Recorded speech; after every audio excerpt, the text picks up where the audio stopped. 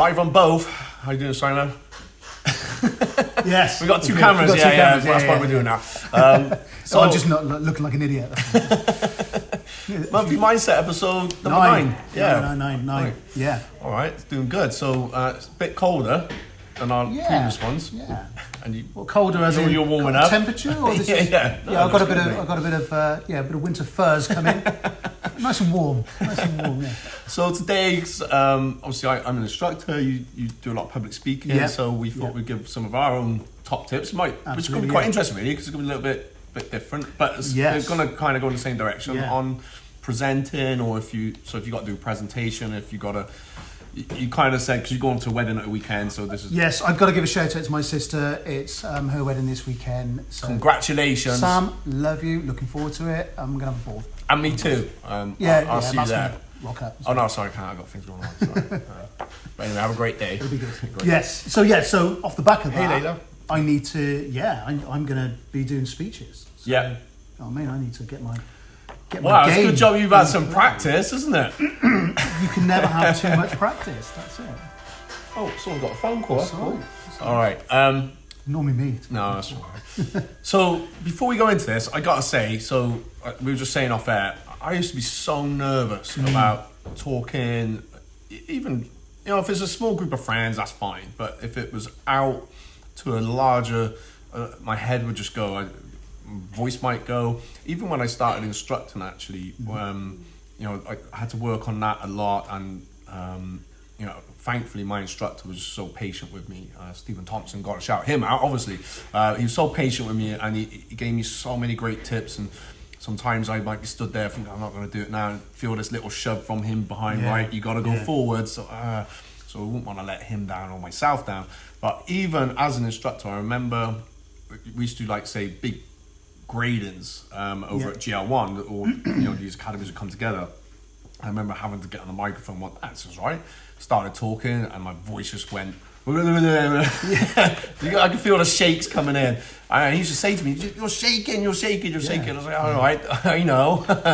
But it was practice. And it does. If I can do it, anyone can do it. Well, it's like we said we started doing this, and part of the reason of me doing this monthly mindset was to get over a bit of fear about me being live on Facebooks and stuff like that. So, if I can do it, anybody can do it. Exactly, right? That's it, yeah.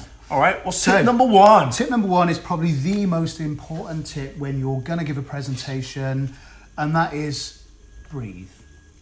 I know it's really It sounds daft, doesn't it? It sounds daft. But the problem is that when we go to do a presentation, it's not a normal state. We're not normally in that mode, unless you are, doing the news every night at 10 o'clock.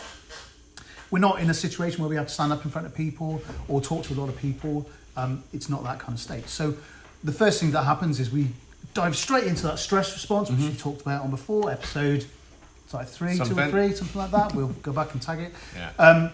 But one of the things about stress response is the first thing to go is your breathing. So your heart rate elevates. I think you find you start talking so fast, you don't, and you're getting out of breath. But absolutely, a bit of practice as well. It is. But one of the great things I always say is that, and I speak to people who want to go and present as well. One of the things I always say to them is think about something funny or think about something happy. So I think about my kids. Yeah. Before I do a presentation, I think about a time when we had a really good laugh. And do you know what? The stress kind of goes, the thinking gets back in, your breathing drops. Also, if you can get yourself moving a little bit before it. So when I'm in a comfort zone of teaching at the academy, it's fine, but I do go out, I've taught at schools, and it's a different environment. And I learnt this trick, and you'll probably know it's a bit of NLP, and I think Tony Robbins has talked about it. So I used to just bounce and get excited, and we would do it. I think, again, back to my instructor, he punches in the ribs. So, but we would G each other. Don't do that. But we would G each other up. Yeah. And now, if we got the presentation, say, it's okay, and I have. It's like it's not a thing anymore. It's not a problem. No. But I sometimes mentally. But if you're on a bit of a, one of them days where it's, just had a bit of a rough day, as an instructor, you can't put that rough day over to everyone else. And if you're presenting, you can't do that. You don't want to bring all that baggage in. So it is that movement. Motion leads to emotion. So you will get yourself moving. And so if you can do it mentally, it's great. If not, then get yourself moving anyway, and whatever, you'll find your power move. That helps with the breathing. Your physiology changes your state. Definitely. So your physiology changes your emotion. So, if I'm going to walk in, hi everyone, just going to do a presentation on being really, out there. My body's down, my shoulders are hunched. So if you actually just stand up, change your physiology, this is akin to the bouncing thing as well, Yeah. You're upright, you're open, you're breathing, you get that breath in. Yeah, definitely. The brain chemistry changes. You'll come in high energy, and people will remember that first part of the presentation is so important. Absolutely, it is that opening gambit, that first bit of presenting that people remember. Yeah, definitely. You do. So sorry, it's got breathing as well. physiology. I know some guys would come in with like flashy shoes, and so it just because you want to catch that attention. Yeah. So if you're a bit nervous about that, one came out dressed as a. I'm not saying do this, but just some examples. Came dressed out as a one of these dinosaur things. So because that first part is so important because now you captured that audience, and if you have got that energy. They remember it. It doesn't matter because you're going to then talk so seriously anyway. So. Yeah, exactly. But it depends what it is. I wouldn't maybe. Yeah. There's times when it's not appropriate to do dress up as a dinosaur, obviously. But anyway. I can't see a reason when you wouldn't want to dress up as a dinosaur. I can think of one, but anyway. Well. So breathing and physiology. Change physiology, get control of your breathing, and just breathing deeper as well. Relax that breathing. Best thing ever. Cool. And this comes back, my second sort of tip, second point I want to make is what we came back to talking about earlier. Yeah. And that is, understand and appreciate no one's born to present. No one's a born presenter. So you can learn these skills. Everybody who presents and presents well has learnt skills. They've learnt the little bits that's going to take their presentation and give it a bit of an edge. They've learned that. It's not an ingrained, inbuilt behaviour. So you can learn it as well. Do research. There's tons of stuff on the internet. Watch us two presenting. Yeah, I think sometimes if you can learn something from someone else, there's nothing wrong. Take it. No, absolutely not. Take that. Knowledge and information is all out there. That's the whole point of it. And the more you, same with anything, the more you do it, a lot easier it becomes. It becomes second nature. To be fair. Yeah. And if there's even public speaking courses that you can do, or there's Toastmasters. Yeah, exactly. Toastmasters. I know the Gloucester one meets on Tuesday nights. Oh, is it? As well, yeah. So I know that. Right. My third tip is a really simple one, and it comes back to the breathing again as well. But this is the other thing: take your time. A lot of people when they first start presenting, they start talking really, really quickly and sort of trying to get as much information out as they possibly can. They've written all their presentation out, but what they've done is they've timed it to how they think they're going to do it, and then when they're actually getting up there and presenting, they rattle through it. And don't forget, if you're giving a presentation to someone, you've got some absolute gems of information that you're trying to impart. Even when we stood up training the class, the whole idea is that the people you're teaching and training don't know what you know, so you're imparting knowledge. Yeah. So impart it in a way that they're going to be able to soak it up, take it in. And one way of doing that is just slow down. So when you do, hopefully if you're going to give a presentation, then you time it out, you make sure your timing's right. If you time it at least 5 minutes less than you think it's going to take you, I guarantee, and then slow yourself down, you'll pitch it timing perfectly. Yeah. So take your time. Little bite-sized chunks as well, and have like those little pattern interrupts. Absolutely, yeah.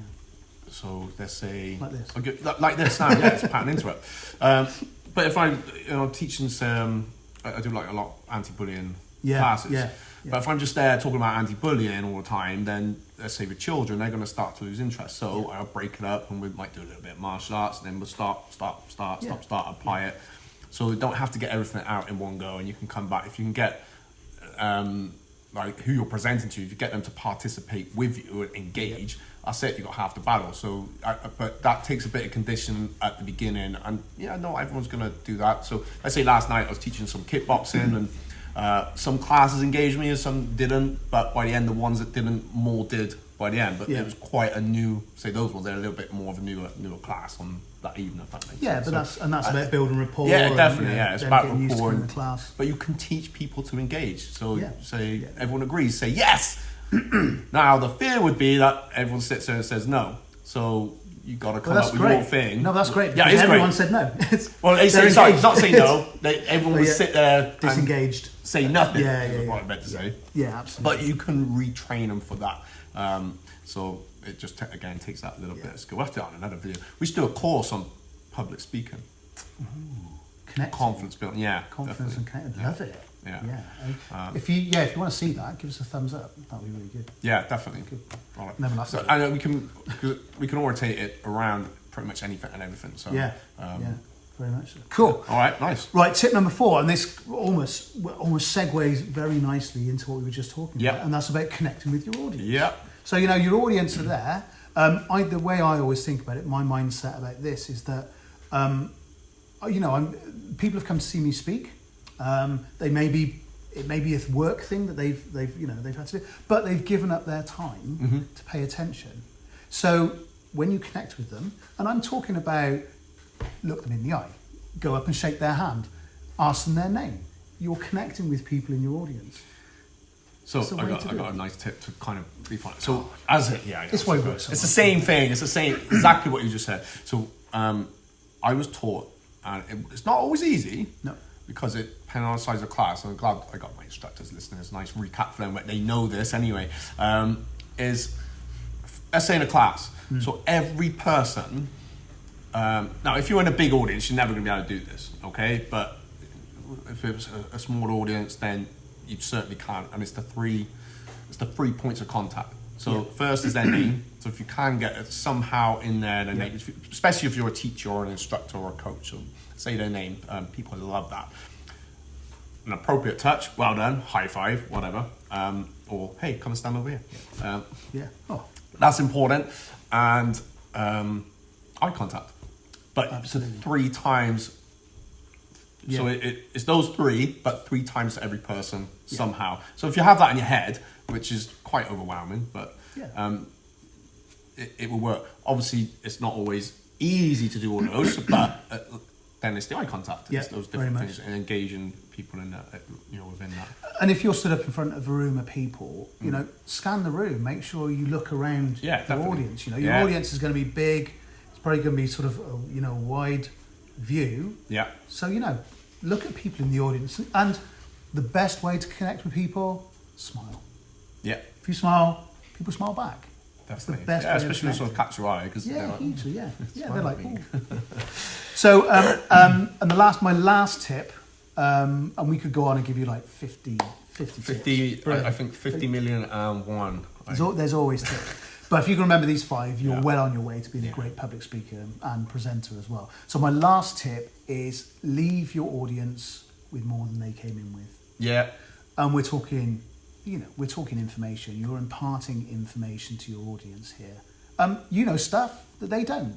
That's generally why they've come to see you speak. Yeah. So make sure the information you give them is factually correct for one.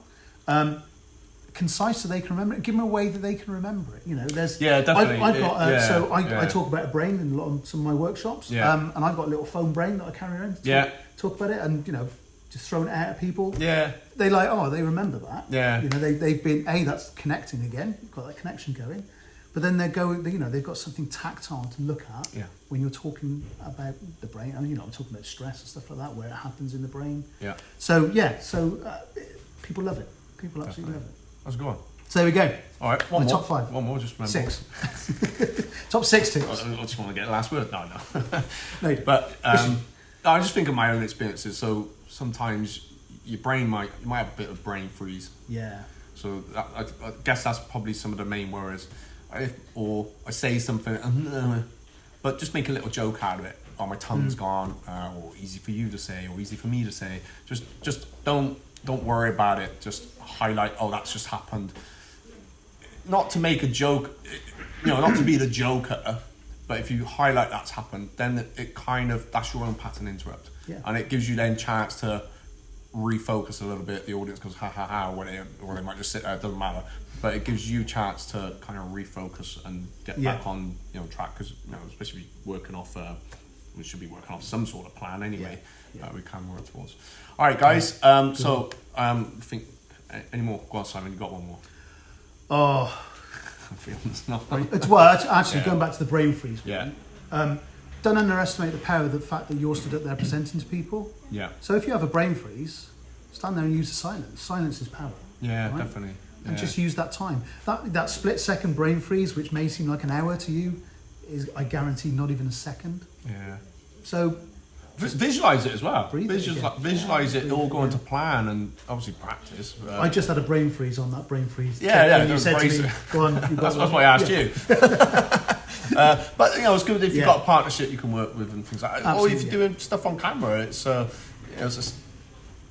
But to me, it's getting our brains round. I'm talking to one person. Yeah. Just so happens more people are going to watch at some point. We're going to finish up there, I think. But, Great. if you're interested in a course, we can put one together. So we are presenting, and I think between us we can come up. We can put a real good course together, I reckon. Yeah. So if you are interested, let us know. Drop us a private message or. Fabulous. Yeah. All right. Peace and love. Enjoy the rest of the day.